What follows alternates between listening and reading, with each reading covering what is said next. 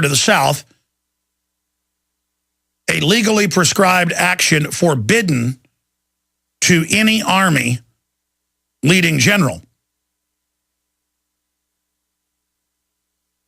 It was designed, and the prohibition was set in place as the greatest law in Rome to protect the Roman Republic from a coup d'etat, internal military threat. Thus, Caesar's military action began a civil war. This act of war on the Roman Republic by Julius Caesar led to widespread approval amongst the Roman civilians who believed him to be a hero. The historical records differ about which decisive comment Caesar made on crossing the Rubicon. But the most historically referenced is the die is cast, because he was committing himself at that point. Now, was he an enemy of Rome? He believed he wasn't. He wasn't working for a foreign power, but he was killed for it in the Senate. But that idea of having a king, a Caesar, began to degenerate the empire. Because if you don't have basic law, you have nothing, and corruption set in. This is far worse what we face, because the generals didn't announce that the president had the power, which is on its face a total fraud and well known to anyone who's read the Constitution or swore an oath to it like these officers have. It's the first thing you're taught in ROTC, first thing you're taught in officer training, first thing you're taught in the military, first thing in your handbook is the chain of command. They know that. They know it's Congress, controlled by the American people, and the Constitution, Bill of Rights, Declaration of Independence. Let me state it clearly. This is beyond treason. This is invasion. This is war against America. I'm just reading to you from Encyclopedia Britannica. Caesar's act was an act of war against the Roman Republic. This is beyond that, because Obama and his cohorts openly work for foreign mega central banks and corporations who have created this international body to cede domestic power to themselves. This is an international corporate coup d'etat against America, and all of these people pushing this should be arrested today. Again, I want to be very, very clear here with everyone who is listening to us on the radio across the United States and worldwide, everyone watching us at InfoWarsNews.com. I am giving you 100% common law back to Rome over 2,200 years, common law in England, common law here in the U.S., the Declaration of Independence, Constitution, all of it. And I'm going to play these clips coming up in the next segment. When you have the Joint Chiefs of Staff Chairman, the Secretary of Defense before the Senate, and they're saying, hey, you haven't come to us to launch the Libya war.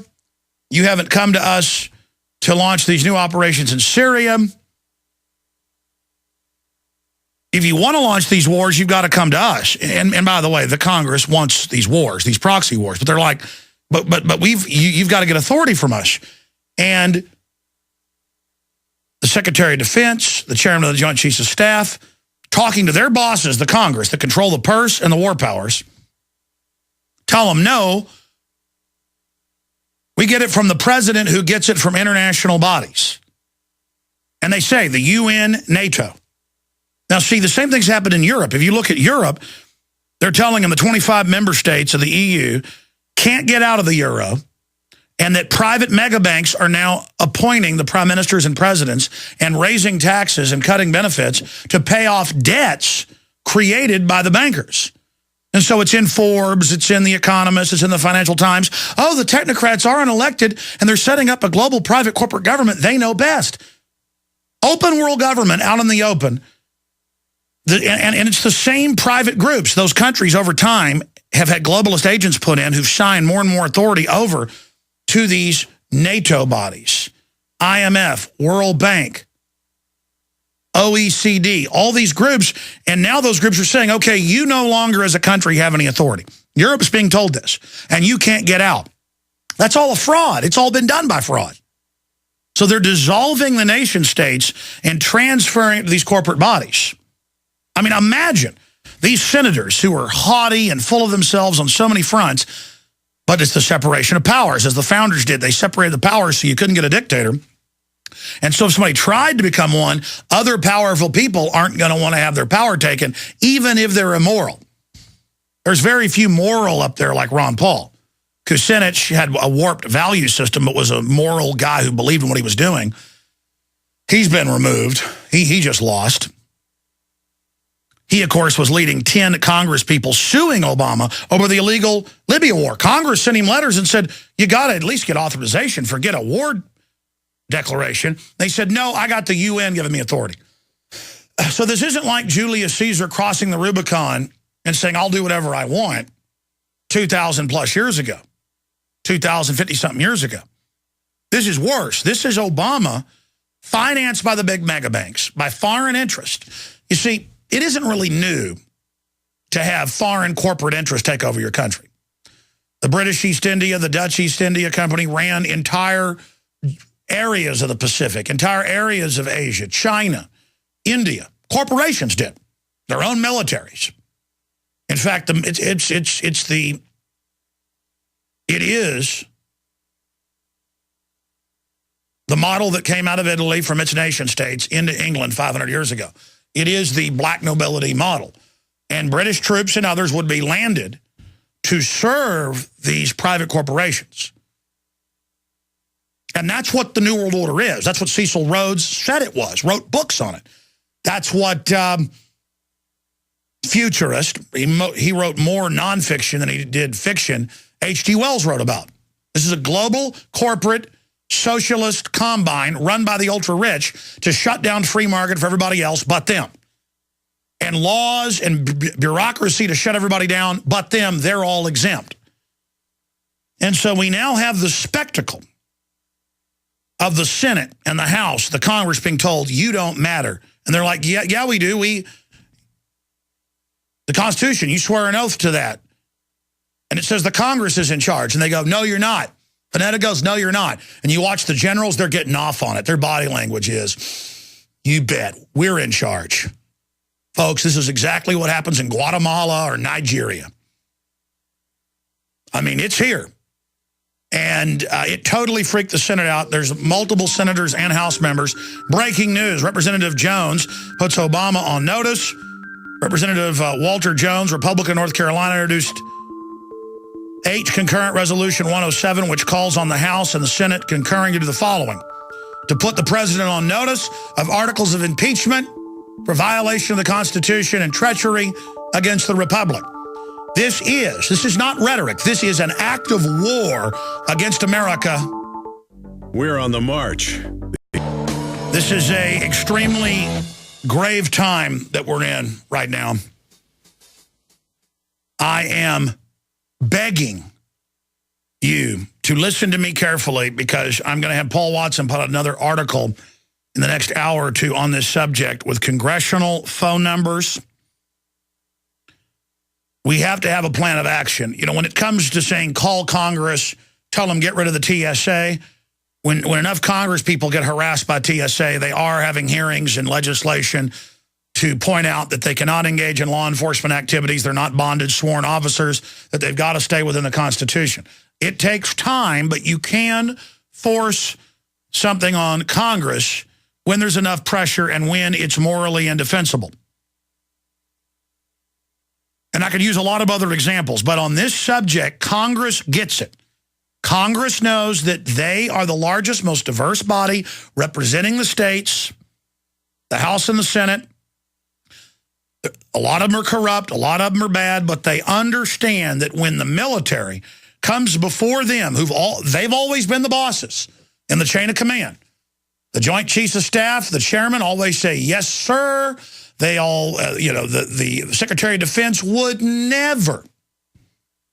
This would be the equivalent, I hate to use gross analogies, of going up to a mega church in front of 5,000 people and pulling your pants down and defecating in front of the altar. I hate to use a gross analogy, but that's what this is so over the top. This is so 100% treason, but beyond treason. This is treachery. This is invasion. This is war against the Republic. I was just reading to you from the Encyclopedia Britannica on Roman law and the 49 BC crossing of the Rubicon by Julius Caesar, which was an act of war against the Roman Republic and ended up destroying it. And he was a popular super general. This is beyond that. This is a group of financial interest that have gotten control of the presidency, gotten control of most of the governorships, gotten control of many House and Senate members, gotten the government to sign on to their 1.5 quadrillion in fraudulent paper derivatives they created in the last 12, 13 years, since 1999, Glass-Steagall being removed. So we're already in economic fraud. We're already in economic bondage. And these global banks openly fund Agenda 21 and a post-industrial world. They openly fund the shutdown of the U.S. and tax incentives to move what's left of industry and business offshore and to raise our taxes while lowering them in zones they control 100% like communist China. By the way, I've got an article here about China's parliament unveils dissident detention powers, secret arrest, secret detention, modeled after the NDAA, and it's being decried by Reuters and international groups. But see, there's no moral high ground anymore. America, once the image of liberty and freedom, the example, not perfect, but still the best there was, is now the example in obesity and cancer and porn and death and illiteracy and evil and war and torture and secret arrest and every form of degeneracy you can imagine. Now, continuing here. This is the gauntlet being thrown down. What is the gauntlet? If you go back thousands of years, even to the beginnings of the Byzantine Empire, and then you go through what's Spain and Portugal today and other areas, many times your armies, your city-states wouldn't want to kill each other because that would make you internally weak, say in the case, in the true story of El Cid, great film based on real history. Suggest everyone watches it with Charlton Heston. And the Moors are invading. And at that weak point, one of the other city-states in Spain, what Spain today, comes in and says, you will give us this city. And the king says, ancestrally, we've had this city for hundreds of years. And he says, fine, I will meet you with our armies on the field of battle here. And the king says, let us not do this while our enemies are invading. I know you've done this thinking I'll just give in to you right now. Let it be decided by champion.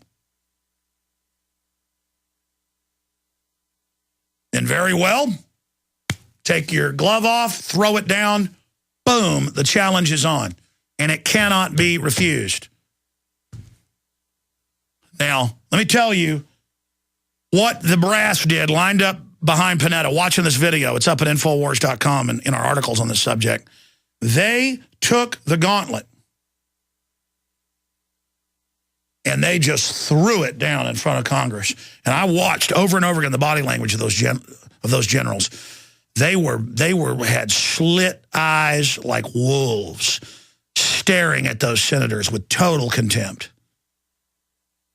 And Panetta sat there in a very friendly but mafioso way, just going, no. And they'd say, but Congress, officers are commissioned by Congress. We hold the purse. We hold the war powers. It's the Constitution. And Panetta says, no, UN and NATO.